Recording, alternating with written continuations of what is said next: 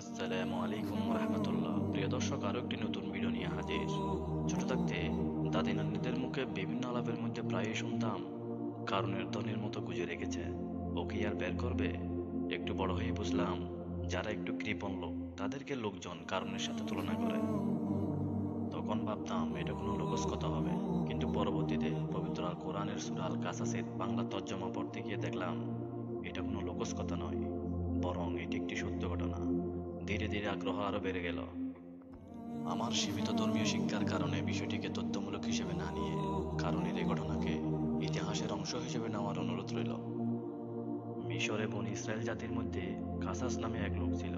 তার ছিল দুই ছেলে, একজনের নাম বাশার, অপর ছেলের নাম ইমরান। ইমরানের ছিল আবার দুই পুত্র, এক পুত্রের নাম মূসা এবং অপরজনের নাম হারুন। অপরদিকে বাশারের ছিল একটি মাত্র ছেলে, তার নাম কারুন, অর্থাৎ কারণ ছিল হযরত মূসা আলাইহিস সালামের আপন চাচাতো ভাই। ইতিহাসে এসেছে, প্রথম দিকে কারুন হযরত মূসা আলাইহিস সালামের প্রতি ঈমান এনেছিল এবং তার অন্যতম সাহাবী ছিল, কিন্তু পরবর্তীতে নিজের ধন সম্পদের অহংকারে গর্বিত হয়ে পড়ে। তার অবস্থা এতটা খারাপ হয়ে যায় যে আল্লাহর নবীর বিরোধিতাকারীদের একজনে পরিণত হয় সে। আল্লাহ পাক কারুনকে কত যে ধনরত্ন দিয়েছেন, কত সম্পদ দান করেছেন, তার হিসাব নেই। শুধু একথা জানা গেল, তার ধন দৌলত রাখবার এত বড় ঘর আর সিন্ধুক ছিল যে 40টি উট লাগতো সেসব ঘরের চাবি বহন করতে। এ থেকেই আমরা অনুমান করতে পারি তার ধন সম্পদের পরিমাণ কত হতে পারে। এত বিশাল সম্পত্তি পাওয়ার পরেও কারণ এতই কৃপণ ছিল যে সমস্ত ধন সম্পদ সে কেবল তার তোষাখানায় জমা রাখত। ভুলেও কোনোদিন তার একটি পয়সাও সৎ কাজে ব্যয় করতো না, ফকির মিসকিনদের দান খয়রাত করতো না। আল্লাহ তাআলার দেওয়া অগণিত ধন সম্পদের মালিক হয়েও কারণ আল্লাহকে ভুলে গিয়েছিল। আল্লাহর হুকুম মতো হযরত মূসা আলাইহিস সালাম কারুনের কাছে গিয়ে বলল, হে কারুন, তুমি তোমার জমানো ধনরত্ন ও মাল সম্পদের যাকাত প্রদান করো, না হলে আল্লাহ পাক নারাজ হবেন। কারুন ভালো মানুষের মতো জবাব দিল, বেশ তো, যাকাত কত দিতে হবে আগামীকাল তুমি তার একটা হিসাব দিও। হযরত মূসা আলাইহিস সালাম পরের দিন কারুনের শুধু উট, গাধা, ঘোড়া, বকরি প্রভৃতি পশুর হিসাব নেন। হিসাব করে দেখা যায় জাকাতের পশুর সংখ্যা দাঁড়াবে প্রায় কয়েক লক্ষ। পরের দিন হযরত মূসা আলাইহিস সালাম যখন শুধু পশু সম্পদের জাকাতের হিসাব দিলেন, তাতেই কারুনের মাথা বিগড়ে গেল। সে ভাবল, এত বিরাট অংশ জাকাত দিতে হবে? না, তা কখনো হয় না। তাই সে মতলব এঁটে ছলচাতুরির আশ্রয় গ্রহণ করে বলল, মূসা, আমি তোমার বদ মতলব বুঝতে পেরেছি।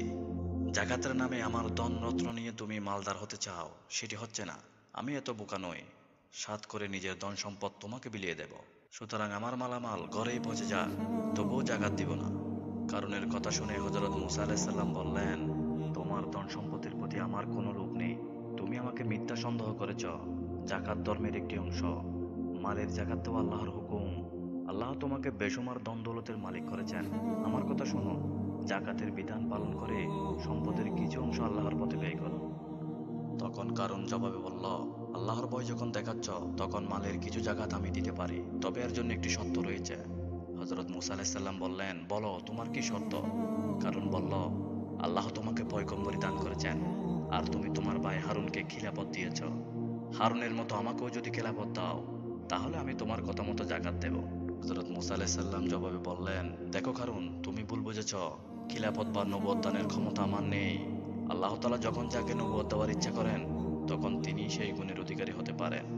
এতে মানুষের কোনো হাত নেই। কারণ আল্লাহ তোমাকে এই দুনিয়ার সবচেয়ে বড় ধনী করেছেন। তুমি তোমার মালের জাকাত দাও, তাতে তোমার সম্পদ তোমার জন্য হালাল হবে এবং সম্পদেও বরকত হবে, তুমিও নাজাত পাবে। কারণ বলল, মূসা, আল্লাহ যদি আমাকে খিলাফত না দেন, তবে তিনি কেন আমার কাছে জাকাত দাবি করবেন? আমি নিজের ক্ষমতা, যোগ্যতা ও কৌশলের জোরে এসব ধন সম্পদ রোজগার করেছি, এতে আল্লাহর কোনো হক নেই।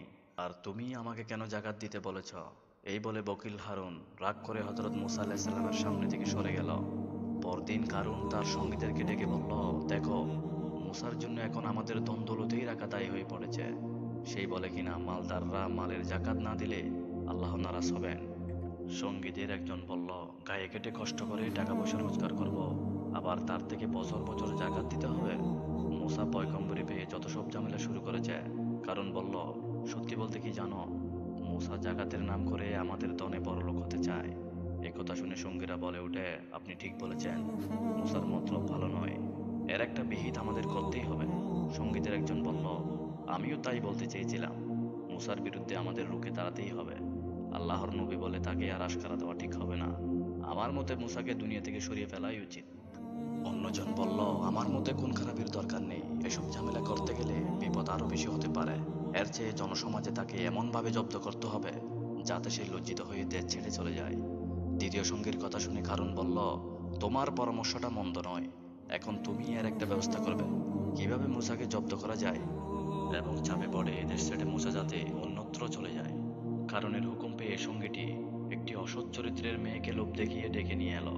তাকে অনেক গহনা ও টাকা দিয়ে বলল, ধনপতি কারণের জন্য তোমাকে একটা কাজ করতে হবে। মূসা যখন সবাই ওয়াজ নসিহত করতে উঠবে, তখন আমরা তাকে চরিত্রহীন বলে ঠাট্টা করব। সে সময় তুমি শুধু বলবে, হ্যাঁ একথা সত্য। ব্যাস, শুধু এতটুকুই বললেই কাজ সমাধা হয়ে যাবে। এই জন্য দরকার হলে তুমি আরো বেশি টাকা পাবে। মেয়েটি চুপ করে রইল। তারপর অনেক বুঝিয়ে মেয়েটিকে রাজি করানো হলো। এদিকে কারণ ভাবলো, মেয়েটি যদি প্রকাশ্য মূসার বিরুদ্ধে অভিযোগ করে, তাহলে সেই অপরাধের জন্য সমাজ তাকে ঘৃণা করে পরিত্যাগ করবে, আর এই জন্য কবে মূসা এদের ছেড়ে চলে যাবে। তখন আমার উদ্দেশ্য সফল হবে। তারপর বিকেলে ওয়াজ নসিহতের সভা বসলো। দলে দলে লোকজন এলো হযরত মূসা আলাইহিস সালামের ওয়াজ নসিহত শোনার জন্য। করণও তার দলবল নিয়ে এলো। সভাস্থল খানায় খানায় ভরে গেল। হযরত মূসা আলাইহিস সালাম ওয়াজ করার জন্য মঞ্চে উঠলেন। তিনি ওয়াজ শুরু করতে যাবেন, ঠিক এই সময় পূর্ব পরিকল্পনা মতো মিথ্যাবাদী কারণে লোকজন বলে উঠল, হে মূসা, তুমি চরিত্রহীন। উপস্থিত জনতাকে তারা বলল, আমাদের কথা যদি বিশ্বাস না হয়, তাহলে এই মেয়ে লোকটিকে জিজ্ঞেস করুন। এই বলে কারণ মেয়ে লোকটিকে দাঁড় করিয়ে দিল। একথা শুনে লোকজন তাজ্জব হয়ে গেল। মূসা আলাইহিস সালাম চরিত্রহীন, এটা কি বিশ্বাসযোগ্য কথা? এই বিষয়টি নিয়ে সভাস্থলে নানান গুঞ্জনের শুরু হয়ে গেল।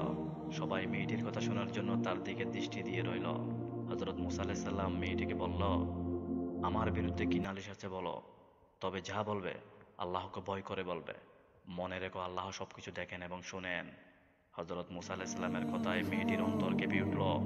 ফলে কারণ তাকে যে কথা শিখিয়ে দিয়েছিল, আল্লাহ পাকের ভয়ে সে তা ভুলে গেল। মেয়েটির মুখ দিয়ে আল্লাহর কুদরতে সত্য বেরিয়ে এলো। মেয়েটি বলল, ভাই সব, আপনারা মন দিয়ে শুনুন। ধনপতি খারুন আমাকে লোভ দেখিয়ে নবী মূসা আলাইহিস সালামের বিরুদ্ধে কুৎসিত কথা বলতে বলেছিল। এই স্বীকারোক্তি দেওয়ার পর মেয়েটি কারণের দেওয়া গহনাটি খুলে ফেলে সভা থেকে চলে গেল। হযরত মূসা আলাইহিস সালাম কারণের এরকম ষড়যন্ত্রে ভীষণভাবে কষ্ট পেলেন। আল্লাহ পাক তাকে এই বিপদ থেকে রক্ষা করায় তিনি আল্লাহর উদ্দেশ্যে সিজদা করলেন। অতঃপর 2 রাকাত শুকরিয়ার নামাজ আদায় করেন। এরপর আল্লাহর দরবারে করজোড় ফরিয়াদ জানালেন, হে পরওয়ারদিগার, জালিম ধনপতি কারণ থেকে আমাদেরকে রক্ষা করো।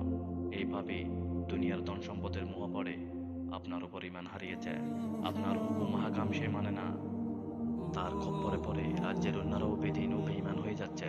তাই আমার একান্ত ফরিয়াদ, এই পাপাত্মা কারণ থেকে আমাদেরকে হেফাজত করুন। দয়াময় আল্লাহ তার প্রিয় পয়গম্বরের আরশ মঞ্জুর করে ফেরেশতা জিবরাইলকে হযরত মূসা আলাইহিস সালামের কাছে পাঠিয়ে দিলেন।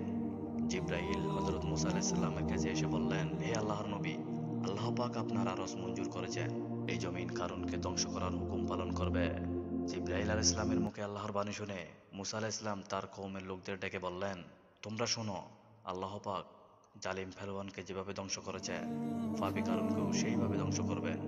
সুতরাং বনী ইসরাইলের মধ্যে যারা আমার অনুসারী, তারা বেদিন কারণের দল থেকে ফিরে আসবে। হযরত মূসা আলাইহিস সালামের অনুসারীরা তার কথা মতো বেদিনের সঙ্গ ত্যাগ করল। এরপর হযরত মূসা আলাইহিস সালামের আরজিতে আল্লাহ তাআলার হুকুমে জমিন কারণের হাঁটু পর্যন্ত গ্রাস করে ফেলল।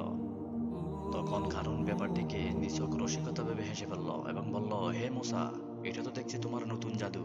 এই জাদু তোমাকে কে শিখিয়েছে? হযরত মূসা আলাইহিস সালাম তার কথার কোনো জবাব দিলেন না। অতঃপর তার আরজিতে আল্লাহর হুকুমে জমিন এবার কারণের জানু থেকে কোমর পর্যন্ত গ্রাস করল। কারণ তখন নিজের বিপদ বুঝতে পারল। ব্যাপারটা খেলা নয় ভেবে সে সুর পাল্টে বলল, মূসা, তুমি কি ঠাট্টা বুঝো না? তোমার জাদুর খেলা বন্ধ করো। এখন থেকে আমি তোমার সঙ্গে ভালো ব্যবহার করব। হযরত মূসা আলাইহিস সালাম এবারও তার কথার কোনো জবাব দিলেন না। আল্লাহর হুকুমে পাপের শাস্তি তাকে ভোগ করতেই হবে। নাদান কারণ এতদিনে তার ভুল বুঝতে পারলো। সে বুঝলো মূসা সত্যি আল্লাহর নবী। তার নসিহত না শুনে সত্যি সে অনেক বড় ভুল করেছে। মরণ যন্ত্রণায় সে চিৎকার করে উঠল। কাঁদতে কাঁদতে কারণ বলতে লাগলো, ভাই মূসা, আমার অপরাধ ক্ষমা করো। আমি না বুঝে তোমার উপর জুলুম করেছি। আমার ধন দৌলত সব তুমি নাও, শুধু আমাকে প্রাণে বাঁচাও। কিন্তু কাঁদলে কি হবে? সময় পুরিয়ে আল্লাহর হুকুম যখন এসে যায়, তখন আর কোনো সুযোগ থাকে না। আর তাই কারণের সকল অনুনয় বিনয় শত ক্রন্দন সবই বিফলে গেল। কারণের সঙ্গী সাথীরা এইসব কাণ্ড দেখে হা করে চেয়ে রইল।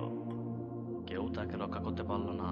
দেখতে দেখতে আল্লাহর হুকুমে জমিন কারুনকে পুরোপুরি গ্রাস করে ফেলল। আর এভাবেই জালিম কারুন ধ্বংস হলো।